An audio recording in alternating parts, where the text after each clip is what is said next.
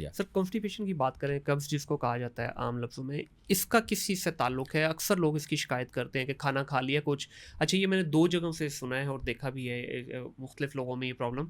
एक जब आप अपनी जगह तब्दील करते हैं, लेट्स से अभी हम यहाँ लाहौर में रह रहे हैं, यहाँ से आप नॉर्दर्न चले गए या किसी बाहर के मुल्क में चले गए, वो पहले जो 24 से 48 घंटे हैं, ये आपको कॉन्स्टिपेशन का थोड़ा-सा इशू रहता है। ये मैंने खुद भी ऑब्ज़र्व किया है और सुना भी है इसके बारे में। और दूसरा है डाइट का, तो इसको किससे रिलेट अच्छा, करेंगे? ये कॉन्स्टिपेशन है ना, ये एक तो इसका कंसेप्ट बहुत क्लियर नहीं है लोगों के जी। दरमियान। अच्छा, कॉन्स्टिपेशन, पहला सवाल होता है कॉन्स्टिपेशन कहते कब है? हुँ। अच्छा, अगर तो आपने 72 आवर तक स्टूल पास नहीं किया तो फिर आप अच्छा, कॉन्स्टिपेशन कहेंगे। 72 आवर्स हाँ पूरे। जी, 3 दिन। ये नहीं होता कि आज स्टूल नहीं हुआ तो एक दिन नहीं आया तो मैंने कॉन्स्टिपेशन हो गई है। ठीक है। उसको टाइम देना चाहिए, एक नंबर 1 सबसे इम्पोर्टेंट फैक्टर। फिर इसकी जो वजूहात है ना वो बहुत डिफरेंट हैं। ठीक है, एक तो हमारी डाइट रिलेटेड ही है जो आपने पहले की, जैसे अभी ईद की बात कर रहे हैं, हाँ। तो ईद में आपने सिर्फ मीट अगर ले रहे हैं तो आप तो फाइबर नहीं ले रहे, तो आपका जब वो फाइबर नहीं होगा, फाइबर पता क्या करता है, वो ना सिर्फ आपकी गट को एक्टिवेट करता है बल्कि उसकी मूवमेंट भी इन्हेंस करता है, इंक्रीज ओके, करता है। सही। तो आपके अंदर रिस्क ऑफ कॉन्स्टिपेशन कम हो जाता है, हुँ। नंबर 1। दूसरा चीज़ जो सबसे इंपॉर्टेंट देखी जाती है, एक साइकोलॉजिकल इफेक्ट।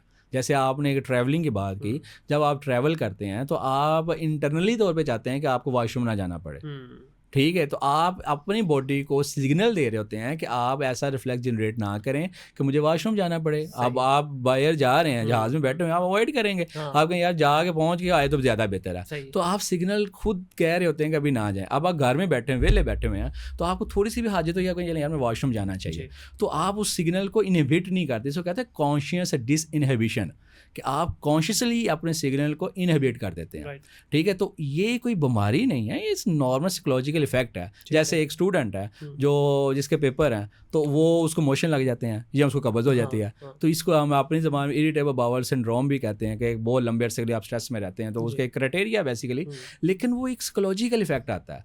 मैंने आपको बताया था कि गट ब्रेन एक्सेस, के दिमाग और जो आपकी गट है, ये एक एक्सेस है। अगर आप गट दिमाग में कुछ चीज़ फ्लक्चुएट करेंगे तो आपकी गट भी फ्लक्चुएट करेगी डायरेक्टली उस पे इम्पैक्ट है। एग्जैक्टली। ये नहीं होगा कि इधर से आप बहुत स्ट्रेस में और आपकी गट हेल्दी अच्छी तरह से काम करे। अक्सर होता भी है कि आप हाँ। कोई किसी स्ट्रेस में है, कोई घर में प्रॉब्लम आ गई, कोई वैसे आपको इशू आ गया, तो आपका खाने को वाकई दिल नहीं करता नहीं है। करता, क्यों नहीं करता? क्योंकि आपके केमिकल इनहेंस हुए ब्रेन में, उसने आपकी गट को सेंसिटिव बना दिया। बिल्कुल सही। तो आपको कुछ लोगों को क्रैम्प्स आने शुरू हो जाते हैं, हाँ जी। कुछ लोगों को एब्डोमिनल सीवियर पेन हो जाती है, और आप हिस्ट्री पता भी लेते हैं डॉक्टर साहब के प्रॉब्लम क्या, कुछ भी बस स्ट्रेस थी थोड़ी सी, और डॉक्टर साहब बस पेट का कुछ कर दें, स्ट्रेस तो पता नहीं कब ठीक होनी है। तो हम कहते हैं भाई पहले स्ट्रेस कम करो, और ये नहीं है कि आप पेन किलर और एंटीस्पाज्मोटिक लें और आपकी गट उसके बेड़ा गर्क करें दवाइयों से।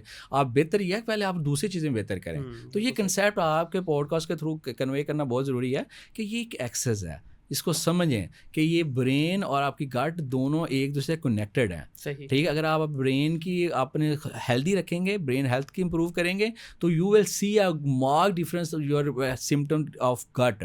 आपकी ब्लोटिंग बेहतर हो जाएगी, आपका डिस्पेप्सिया बेहतर हो जाएगा, आपके मोशन बेहतर हो जाएंगे, पेन बेहतर हो जाएगी, इवन के जो ब्लोटर पेट फूल जाते हैं जी, जी। वो कम हो जाएंगे। और दूसरे नंबर पे अगर आपकी इसका दूसरा लिंक भी है, अगर आप अपनी गट हेल्थ बेहतर रखेंगे तो आपकी ब्रेन एनहेंसमेंट भी हो जाएगी। बिल्कुल सही। मसलन के जो बंदे लोग हेल्दी डाइट करते हैं, जो लोग ज़्यादा ऑर्गेनिक खाना खाते हैं, जो लोग फाइबर ज़्यादा लेते हैं, जो फ्रूट लेते हैं, उनकी ब्रेन डेवलपमेंट भी डबल होती है। सर ऐसी है, आप देखें जिस दिन आप खाना थोड़ा सा ज़रा एक्स्ट्रा खा लें, ठीक है, आपको कुछ भी करने को दिल नहीं करता, ना काम करने को दिल करता है, ना आप अच्छा सोच पाते हैं, वो बस लाश की तरह पड़े रहने वाली बात है। हाँ बिल्कुल ऐसे। सर पानी का बड़ा अहम रोल है हमारी बॉडी के अंदर, इसका थोड़ा बताइएगा कि पानी एक तो ज़ाहिर है वैसे कितना लेना चाहिए पर डे, और दूसरा खाने के दरमियान या खाने के साथ पानी का क्या कॉन्सेप्ट है, क्योंकि इसमें भी मुख्तलिफ लोग मुख्तलिफ अपनी जो है ना थ्योरी देते हैं। देखें, एक तो बॉडी है ना, बॉडी की अगर हम कह लेंगे सबसे बेसिक जो रिक्वायरमेंट है ना वाटर है। जी।